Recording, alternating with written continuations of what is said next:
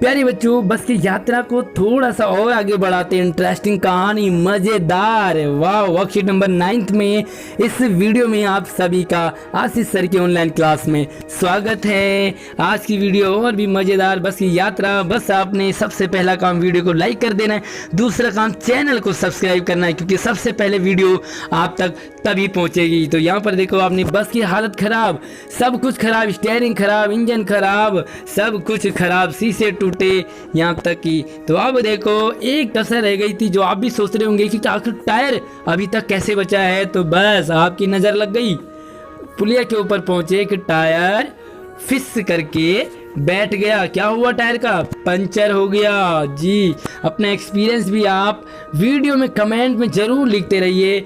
बहुत ज़ोर से हिल करके बस थम गई। शुक्र है स्पीड में नहीं थी गाड़ी। अगर सोचो कि स्पीड में गाड़ी होती तो क्या होता। कभी हुआ आपके साथ ऐसे, स्पीड में आपकी गाड़ी चल रही हो और अचानक से ब्रेक लगाओ तो क्या होगा? बस उछलती है, नाले में गिर जाती। शुक्र है कि बस आराम से चल रही थी। मैंने उस कंपनी के हिस्सेदार, यानी कि जो उसमें बैठे हुए हैं बस के मालिक, उनकी तरफ पहली बार श्रद्धा भाव से देखा। रिस्पेक्ट, दिल से खुश हो गया। उन्हें देख करके सैल्यूट करने का मन करा। आखिर क्यों? आखिर ऐसा क्या हो गया? वह टायरों की हालत जानते हैं भैया। मैं तो पहली बार जानता हूँ, आप भी इस कहानी को पहली बार पढ़ रहे हैं। लेखक भी उस गाड़ी में पहली बार गया, लेकिन हिस्सेदार तो उसी गाड़ी में सफ़र करते हैं ना, आना जाना आजकल रोज। तो आखिर वो अपनी जान को हथेली में लेकर के क्यों सफ़र कर रहे हैं इस बस में? बस यही सोचा तो मैंने वो टायरों की हालत जानते फिर भी श्रद्धा भाव, उत्सर्ग की ऐसी भावना, उत्सर्ग यानी कि त्याग, बलिदान, अपने आप का, अपनी जान को हथेली में ले रहे हैं। भावना दुर्लभ है। सोचा लेखक ने कि ये आदमी क्या है। इस आदमी की साहस और बलिदान की भावना का तो सही उपयोग नहीं हो रहा। क्यों? क्योंकि इस बस में इनके पास साहस है, और ऐसे साहसी लोगों को कहाँ होना चाहिए? बॉर्डर में, क्रांतिकारी आंदोलन में। जब कोई ऐसा काम होता तो वहाँ पर इनको नेता होना चाहिए, इनको बॉर्डर पे होना चाहिए, क्योंकि इनके अंदर बहुत कुछ है, ऐसी फीलिंग है। मगर अगर बस नाले में गिर पड़ती तो हम सब तो मर जाते, लेकिन देवता बाहें पसारे इंतजार करते। किसका? उस हिस्सेदार साहब का, क्योंकि कहते हैं महान आदमी आ रहा है जिसने एक टायर के लिए प्राण दे दिए। मर गया पर टायर नहीं बदला, है ना। तो देखो, टायर को चेंज तो कर सकता था ना हिस्सेदार साहब, क्योंकि लोगों को नहीं पता ये टायर कैसी है, बस कैसी है, लेकिन मालिक को तो पता होता है सारी बातें। दूसरा घिसा हुआ टायर लगाकर फिर से बस को आपने आगे और बढ़ते हुए देखा। बस अब हमने वक्त पर पन्ना पहुंचने की उम्मीद छोड़ दी। क्यों छोड़ी होगी? आपको लग रहा है लेखक पहुंचेगा घर? आपको लग रहा है कि लेखक सुबह अपनी ड्यूटी पर पहुंच पाएगा? लेखक ने तो उम्मीद छोड़ दी पन्ना पहुंचने की। पन्ना कभी भी पहुंचने की उम्मीद छोड़ दी। साथ में पन्ना ही क्या, कहीं भी कभी भी पहुंचने की उम्मीद छोड़ दी। बस अब कहीं नहीं पहुंचना। जिंदगी इसी बस में कटने वाली है। अब भैया 2, 4 और 10 की स्पीड में जो गाड़ी चलेगी, इतनी दूर जाना होगा तो ऐसी गाड़ी से तो मुश्किल है। इधर अगली देखो, ये क्या करने वाली है गाड़ी? पूरी ज़िंदगी इसी गाड़ी में गुजरेगी।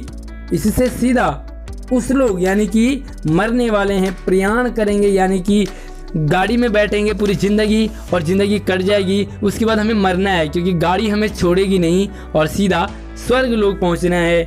इस पृथ्वी पर उसकी कोई मंजिल नहीं। हमारी बेताबी, तनाव खत्म हो गया। अब हम बड़े इत्मीनान से घर की तरह बैठ गए। हाँ, हमें लगा ये बस नहीं, ये घर है, ये हमारा बेडरूम है और ये हमारा बेड है। आराम से लेट जाओ। चिंता जाती रही, हंसी मजाक चालू हो गया। हमने उम्मीद छोड़ दी। उम्मीद छोड़ने का एक ही कारण कि ये बस तो पहुंचाने वाली है नहीं, और पहुंचाएगी घर नहीं, सीधा शू ऊपर।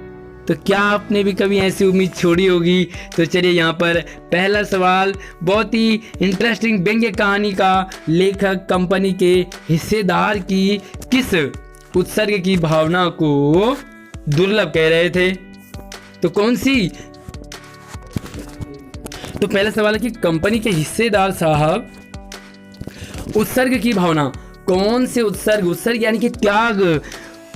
हिस्सेदार साहब जानते थे बस की हालत, हिस्सेदार साहब जानते थे टायर की कंडीशन, फिर भी वो उसी बस में बैठे थे।